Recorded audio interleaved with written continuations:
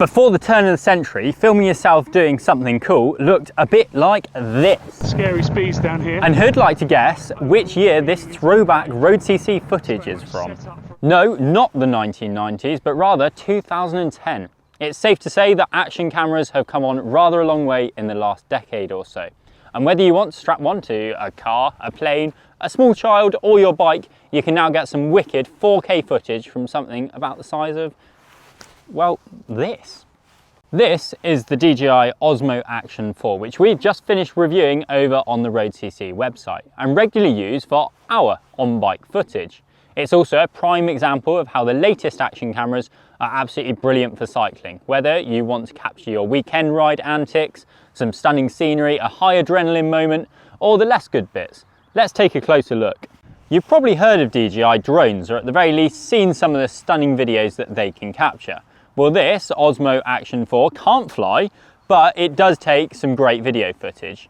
As the name suggests, this is DJI's 4th generation Osmo Action camera, and it was released last year. It can shoot up to 4K footage at 120 frames per second for all those all-important slow-mo shots. It has built-in HDR, a huge field of view, and at the end of it, you get some footage that looks something a bit like this.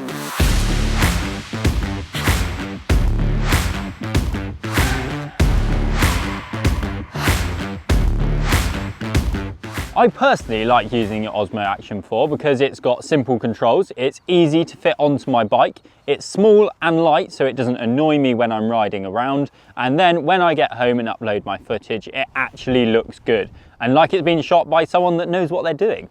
Unfortunately, when it comes to cameras, I do not really know what I'm doing, and that's why it got reviewed by someone who did. Today though, I'm going to be having a lesson in what's inside this little beast that means it can capture all that lovely footage. And I'm going to help! What are you doing? You've got to stop doing this.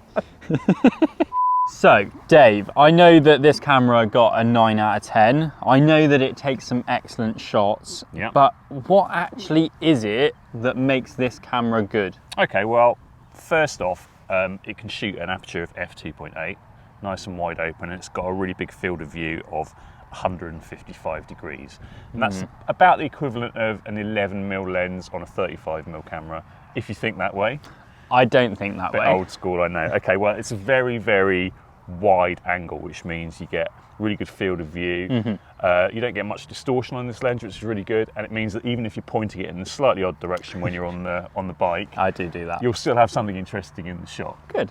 Now, the biggest difference between this camera and its predecessor is the sensor inside it. So it has a 1/1.3 inch sensor, which is 90% bigger than the camera before. That sounds quite a lot bigger. Yeah, which means you get a much better picture, but even with that, it's still really compact, and also it's 6% lighter than it used to be. I can tell you how much it weighs.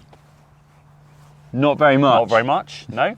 Then you've got the fact that the sensor is paired with new low light enhancements, which means that even when the light gets a little bit sparse, and it's not a great day today, on a day like this, the larger sensor gathers more light.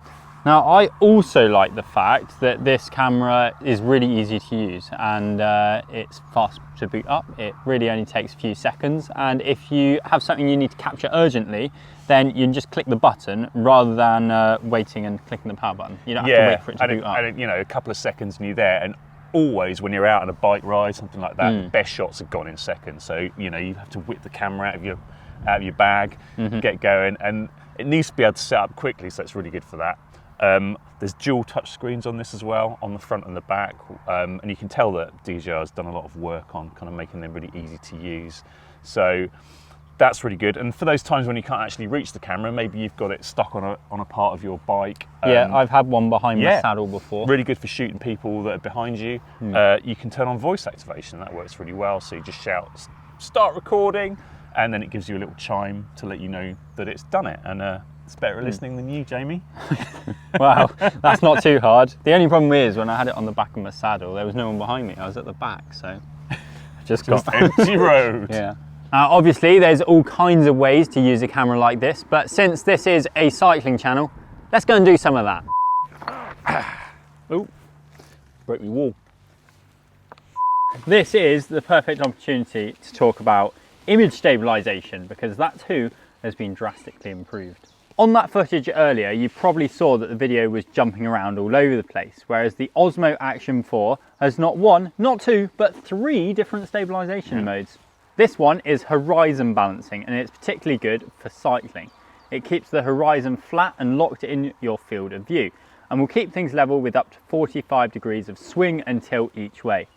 This really makes cycling footage look smooth regardless of how you're throwing your bike around or the surface you're on. Now, the rock steady stabilisation is very impressive too. The UK roads are crap, but thankfully they're not ruining the footage because the camera is sorting it all out, even when I'm hitting the bumps and the potholes at 40 kilometres an hour. 40 kph? Yeah. You haven't got over 35, no way. Now, I wish I'd bought shares in magnets because everyone is using them for cool stuff these days, and DJI is no exception. The magnetic mount to the camera is, well, it's terrific. The strong magnets mean the base mount and camera suck themselves together in perfect alignment. In fact, I've got it here. Look at that. That's super clever, isn't it? Oh, with a bit of a push, you're greeted with a reassuring click as the mount's teeth grip into the camera body. This makes it very secure, and I suspect some metal would really have to break or shear off for the camera to detach, which wouldn't be ideal really, would it? Anyway, despite all this, removing it is simple. You press the bottom of the clips and the camera is released easily. This makes moving, mounting, unmounting the camera, well, it's a half-a-second job really, isn't it? Look, yeah. Super that's clever, pretty that. good. Yeah. Like, and click. Even with winter gloves on, you're still going to be able to do that as well. So another job an action camera has to do is capture audio, because really video is only half the story. Now, when we reviewed this camera, we found that the inbuilt microphone was really good, and although I've been like busting into a headwind half the way round, I haven't quite been able to hear what Jamie's been shouting at me. Well, you better point out some potholes for one. Yeah, I'm sure it's all going to come out when we listen to it back on the computer at home. So it's really good at tuning out wind noise, and you can always tend to hear what's going on in the video, so it's really good for that. If you're looking to do more vlog style videos with the camera, then the Osmo Action also connects directly to DJI's Mic 2 via Bluetooth. And that enables really high quality recording. You don't even need an external receiver. The camera's got a receiver built in, so that makes everything really simple. Buying into the DJI ecosystem gives you access to a huge range of accessories that dramatically ups the usability and, dare I say, fun of the camera. Now, I won't go into all the clever and rather self-explanatory mounts, but here is an extra that I think is fantastic. And what is that? Well, look at this baby. Top of my list for adrenaline junkies is this Bluetooth GPS remote control. This device straps to your wrist or your handlebar and not only starts and stops the recording of the camera, beep, when the camera's out of reach. So if I had it down here or on your bike or anything. It also adds GPS data 10 times a second. This means in post-production you can use the DJI app to overlay all the fun metrics like real-time speed, distance covered, your incline, G-forces experience, and oh, that's cool. How many G-forces do you get going around your corners then? Not enough. Not enough. I need to go and try and get some more. Yeah. But how cool is that? As became pretty clear earlier, I have not a whole heap of knowledge when it comes to frames per second, aspect ratios, and all of that sort of thing. But luckily, I do have someone who can tell me what the best settings are for cycling. Tell me your secrets, Dave. So I reckon if you're mounting your camera on the handlebars, then you probably want to shoot in 4K. Yeah. You want to shoot 16:9 aspect ratio. Yeah. You want to go to 60 frames per second, and also use the Rocksteady feature. That's really good for on-bike footage. Yeah. And also choose a wide field of view for that. So that combination will give you really crisp, steady shots, and you'll get a nice expansive view of the action going on in front of you.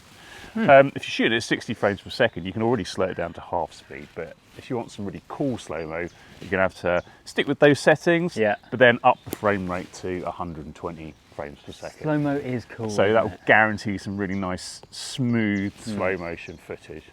And you don't have to remember this every time. You can save all those presets onto the QS button, so they're ready to go whenever you want them.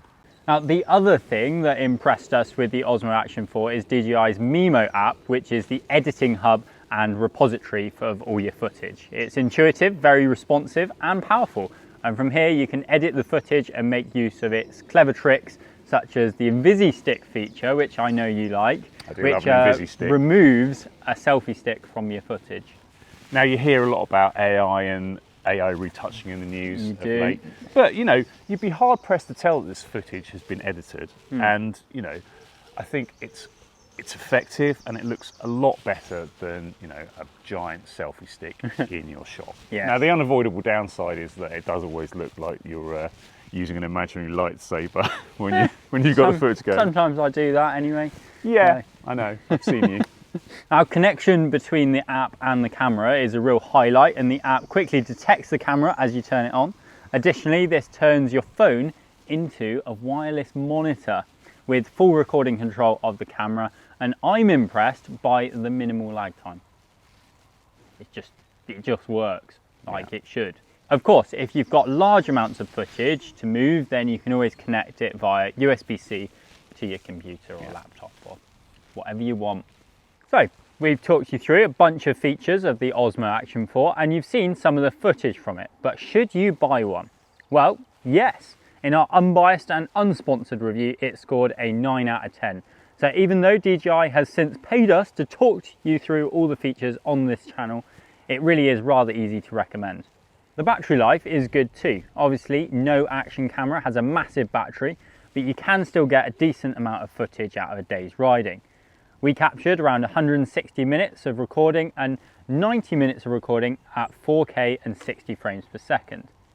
If you need more, DJI's battery case is brilliant. Not only does it store 3 batteries and charge them simultaneously via a single USB-C, but in times of need, the power can flow the other way. I was able to recharge my iPhone from the battery pack, which is pretty nifty. Oh, and if you're leaving in a rush, then the battery will fast charge to around 80% in 18 minutes. It's also highly temperature ambivalent, operating from -20 to 45 degrees Celsius and waterproof down to 18 meters. That's straight out the box too, without a case. Personally, the Osmo Action 4 ticks a lot of boxes for me. Yes, it would have been nice to have GPS built in, and yes, I'm crying out for a desktop app, but as we said in our review, the camera is smaller, the sensor is bigger, the mounts are better, and the footage to my eye is superior than its biggest rivals. It also comes in cheaper at £289. So that's the DJI Osmo Action 4, a great cycling camera. Would you consider one for your next action camera for all things bike? Let us know in the comments below. For our full review, click the link in the description below, and if you've enjoyed this video, then please give it a like, subscribe to the channel for more tech deep dives, and we'll see you next time.